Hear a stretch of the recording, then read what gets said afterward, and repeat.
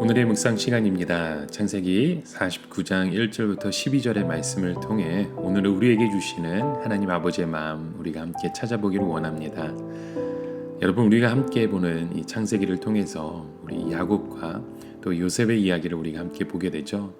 그 중에 우리 야곱의 생애를 함께 보면요, 그는 나그네의 삶을 살았고 또 정처 없이 돌아다니는 그런 인생 가운데 있음을 보게 됩니다. 그는 외삼촌 집에서 살았어야 했고 또 형 에서와의 갈등을 가졌습니다. 아마도 한순간 평안하게 안심하며 산 적이 없었을 것 같아요.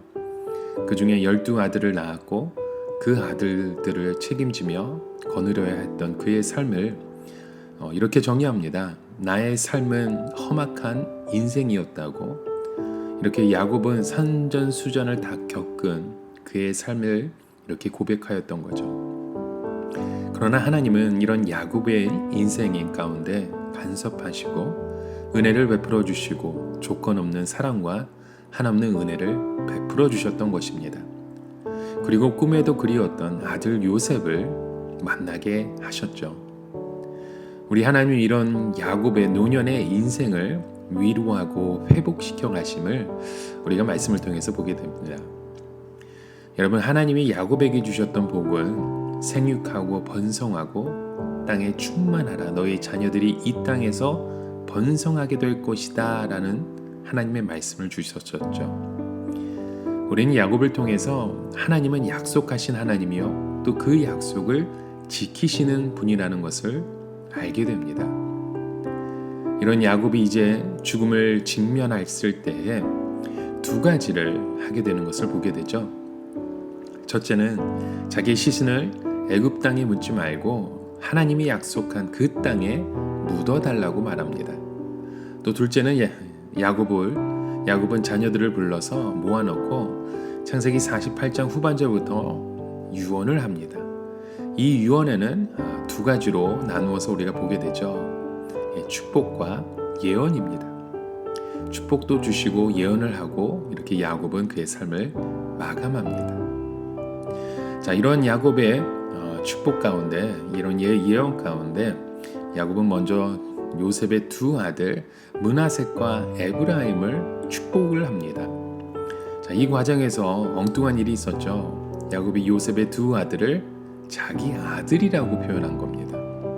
내가 낳은 두 아들은 내 것이다 하며 이 두 아들을 축복하죠. 자, 따라서 이 요셉은요, 두 아들이 이스라엘의 지파로 들어가는 이 두 배의 축복을 받게 되었던 겁니다. 또 하나 놀라운 것은 야곱이 이 요셉의 두 아들을 축복할 때에 그들을 향해 손을 어긋나게 해서 오른손으로는 작은 아들을 안수하고 왼손으로는 큰 아들을 안수한 것입니다. 요셉이 이것을 말리려 했지만 야곱을 막을 수는 없었죠. 여기서 우리는 놀라운 또 하나의 진리를 보게 됩니다. 그것은 이 세상의 법칙은 큰 아들, 작은 아들을 구분하지만 하나님의 나라에는, 하나님의 방법에는 다르다는 것이죠. 유대인이나 이방이나 그리스도 안에서 동일한 우리의 모습, 어쩌면 이 사건을 통해서 하나님 나라의 그 놀라운 질서를 또 이것을 이루어 가시는 하나님의 모습을 우리가 보게 되는 것 같습니다. 자, 그런 후에 이제 다른 아들들을 함께 불러서 야곱의 예언을 시작하게 됩니다. 자, 오늘 창세기 49장 1절부터 2절의 말씀에 이렇게 기록되어 있죠. 야곱이 그 아들들을 불러 이르되 너희는 모이라, 너희가 후일에 당할 일을 내가 너희에게 이르리라. 너희는 모여 들으라. 야곱의 아들들아, 너희 아버지 이스라엘에게 들을지어다 라고 말씀합니다. 자, 여기서 우리는 또 한 가지 보게 됩니다. 바로 이 축복은 전승되어 간다는 거죠. 믿음은 전승되어 가는 것입니다. 나 혼자 믿는 것이 아니라는 거죠. 아브라함의 믿음이 이삭에게로, 이삭의 믿음이 야곱에게로, 또 야곱의 믿음이 12지파에게로 전승되어 가는 것을 우리는 보게 된다는 거죠. 여러분, 요즘 우리들의 문제가 무엇입니까? 우리 자녀들과의 그런 믿음이 단절되어 갔다는 느낌이 드시지 않나요? 우리 부모님들은 보통 우리 자녀들 가운데 이런 두 가지 문제를 품어갑니다. 하나는 세대 간의 격차를 우리가 절실하게 느끼죠. 또 부모는 우리 자녀를 또 너무나도 모른다는 것입니다. 이 점점 더 이 세대 간의 격차가 심해져 가서 우리의 대화 자체가 어려워가죠. 또 하나는 이 문화적으로 너무나도 우리 다른 모습 가운데 성장하는 거죠. 아버지의 세대가 다르고 아들의 세대가 다르고 또 그 다음 세대의 세대가 너무나도 빨리빨리 변화되는 너무나 다른 모습 가운데 우리가 서 있다는 거죠. 그러나 여러분, 우리 크리스찬 가정에는요, 이 동일한 공통 분모가 있다는 것입니다. 그것이 바로 우리의 믿음이라는 거죠. 바로 우리 하나님입니다. 우리의 하나님의 말씀은 이런 세대 간의 격차, 문화적인 격차를 잊어가게 된다는 거죠. 그것이 참으로 중요한 것 같습니다. 바로 이것이 우리가 배워야 할 메시지인 것입니다.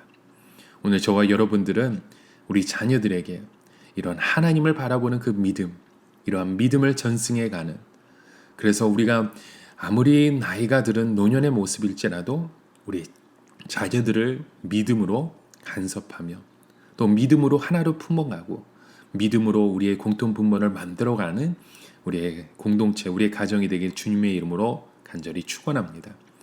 여러분, 우리의 가정의 뿌리는 하나님임을 기억하시길 바랍니다. 하나님을 신뢰하는 가정, 이런 믿음을 전승시키는 가정, 이런 유언을 믿음으로 하는 가정이 바로 우리의 모습이 될 줄 믿습니다.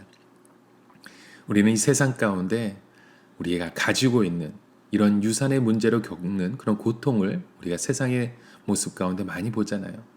우리가 가지고 있는 이 소유는요, 늘 사람을 갈등하게 합니다. 소유가 많을수록 갈등이 많겠죠. 유산이 많을 받아서 많은 유산을 받고 있는 사람이 정말 행복할까요? 유산을 주면 자식끼리 싸우고 경쟁하고 비교할 수밖에 없습니다. 그것이 유산이기 때문입니다. 여러분, 오늘 우리가 자녀에게 줄 유산은 오직 하나입니다. 바로 여러분의 믿음을 유산으로 주십시오. 비록 우리가 코로나로 인해 우리의 삶이 묶여 있을지만 여러분, 이럴수록 우리가 더욱더 믿음의 유산을 주기 위해 예배에 목숨 거시길 바랍니다. 우리의 가정 예배를 지켜가시고 우리가 함께 드린 그 온라인 예배를 통해 예배의 모범을 솔선수범 지켜주시길 바랍니다. 여러분, 여기서 한 가지 확실한 것은 우리는 반드시 때가 되면 언젠가는 죽습니다. 그렇다면 어떻게 죽어야 할까? 여러분, 무엇을 남기고 우리가 죽어야 됩니까? 우리의 명예입니까? 우리의 돈입니까? 사업입니까? 그걸로 우리 아이들이 자라나는 것은 아니잖아요. 여러분, 우리는 목숨을 걸고 하나님을 바라보는 그런 믿음을 주어야 합니다. 말씀을 우리가 주어야 합니다. 오늘 우리의 삶 가운데 마지막 유언은 하나님의 말씀으로 우리가 살아가야 될 줄 믿습니다. 자, 그렇다면 오늘 본문에서 야곱은 어떻게 자기 12 아들을 축복해 가고 있습니까? 몇 사람만 우리가 함께 말씀을 통해 함께 보길 원합니다. 3절부터 4절 말씀에 이렇게 기록되어 있죠. 르우벤아, 너는 내 장자요, 내 능력이요, 내 기력의 시작이라. 위풍이 월등하고 권능이 탁월하다마는 물의 끓음 같음즉 너는 탁월하지 못하리니 내가 아버지의 침상에 올라 더럽혔음이로다. 그가 내 침상에 올랐었도다 라고 말씀하죠. 자, 불행한 큰 아들 이 르우벤을 보십시오. 그는 장자의 자격을 박탈당했습니다. 아버지 야곱의 침상을 더럽혔기 때문이죠. 아버지의 부인을 범했던 그의 죄 때문입니다. 그래서 그는 큰 아들로서의 그 위상을 잃어버릴 수밖에 없는 존재였던 거죠. 자, 또 한 사람, 둘째 이 시므온과 셋째 레위의 모습을 5절부터 7절의 말씀에 이렇게 기록되어 있어요. 시므온과 레위는 형제요, 그들의 칼은 폭력의 도구로다. 내 호나 그들의 모의에 상관하지 말지어다. 내 영광아 그들의 집회에 참여하지 말지어다. 그들이 그들의 분노대로 사람을 죽이고 그들의 혈기대로 소의 발목 힘줄을 끊었음이로다. 그 노여움이 혹독하니 저주를 받을 것이며 분기가 맹렬하니 저주를 받을 것이라. 내가 그들을 야곱 중에서 나누며 이스라엘 중에서 흩트리로다 라고 말씀합니다. 여러분, 이 시므온과 레위는요, 야곱의 딸 이 디나가 강간당했을 때 분노와 그 복수심에 가득 차서 사람과 짐승을 다 죽였습니다. 그래서 저주받는 인생 가운데 그렇게 심은 대로 거두며 살아갈 수밖에 없던 거죠. 자, 이렇게 자식의 그 운명의 이야기를 할 때 야곱의 마음이 얼마나 아팠을까요? 그러나 그것은 사실이었습니다. 이런 야곱의 자식 가운데 우리가 기억해야 될 사람이 있죠. 바로 유다입니다. 메시아를 태어나게 했던 그 유다 지파의 모습, 그 가문의 모습, 그 예언의 말씀이 8절부터 12절에 나와 있습니다. 유다야, 너는 내 형제의 찬송이 될 줄 알아. 내 손이 내 원수의 목을 잡을 것이요 내 아버지의 아들들이 내 앞에 절하리로다. 유다는 사자 새끼로다. 내 아들아, 너는 움킨 것을 찢고 올라갔도다. 그가 엎드리고 웅크림이 숫사자 같고 암사자 같으니 누가 그를 범할 수 있으랴.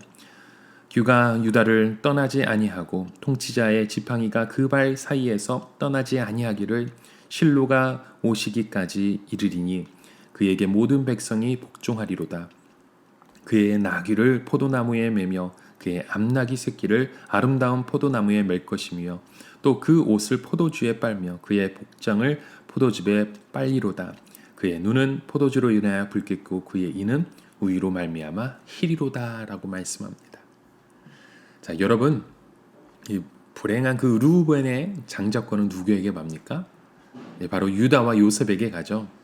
유다는 비록 부족하여 실수도 많은 사람이었지만 그는 지도력이 있었고 강한 지파로 자라나게 된다는 이러한 예언의 말씀을 받습니다. 그리고 그는 홀리 그 유다를 떠나지 아니하리라는 그 예언을 받게 되죠. 바로 메시아가 그를 통해 잉태되는 그 지파로서의 기름 부으심을 받았던 그런 예언의 말씀을 주고 있는 것입니다. 참으로 아름다운 그런 예언의 말씀이죠. 여러분, 오늘 우리의 삶 가운데 우리의 죽음을 두려워하지 마시기 바랍니다. 우리의 죽음은 영원을 여는 시작이기 때문입니다. 죽음과 삶은 하나입니다. 그래서 우리는 이 세상에 살면서 죽은 사람처럼 살아야 될 때가 있죠. 말씀대로 이제는 내가 사는 것이 아니라 내 안에 계신 그리스도께서 사신 것이라. 또 말씀합니다. 사나 죽으나 우리는 주의 꽃이로라. 나는 이러한 고백이 오늘도 우리의 삶 가운데 일어나길 바랍니다. 야곱의 예언처럼 그들의 삶 가운데 그들의 자녀를 통해 하나님이 주신 말씀이 있었습니다. 그리고 야곱은 그의 삶을 마감하죠. 여러분, 이런 야곱의 모습을 보면서 우리의 모습을 한번 돌아봤으면 좋겠습니다. 우리는 때가 되면 하나님 품으로 갑니다. 그래서 여러분, 이곳에서 죽지 않으려고 아둥바둥하는 그런 우리의 인생이 되지 마시길 바랍니다. 이미 우리 안에는 죽음이 있습니다. 그리고 이 죽음 안에는 영원한 생명이 있음을 믿으시길 바랍니다. 그리고 이러한 삶의 고백처럼 야곱은 눈을 감았습니다. 우리도 언젠가는 눈을 감게 될 것입니다. 육신의 몸을 벗어나게 되죠. 오늘 우리에게 남는 것은 영원한 하나님의 말씀뿐임을 기억하시는 오늘 저와 여러분의 하루가 되시길 주님의 이름으로 간절히 축원합니다. 우리 함께 같이 기도하시겠습니다. 하나님 아버지, 오늘도 우리의 삶을 주권적으로 인도하신 주님의 말씀을 다시금 돌아봅니다. 야곱을 통해서 예언해 주셨던 그 말씀처럼 하나님, 우리의 삶 가운데서도 오직 주님을 바라보며 믿음의 유산을 남겨줄 수 있는 오늘 우리의 삶을 살아가기 원합니다. 주님께서 우리의 삶 가운데 주권적으로 인도하여 주시고 우리의 고백 가운데 우리의 삶의 모습을 바라보며 주님께 영광되며 주님을 힘차게 찾아갈 수 있는 오늘 삶의 여정으로 저희들 인도하여 주시옵소서. 예수 그리스도의 이름으로 간절히 기도드립니다. 아멘.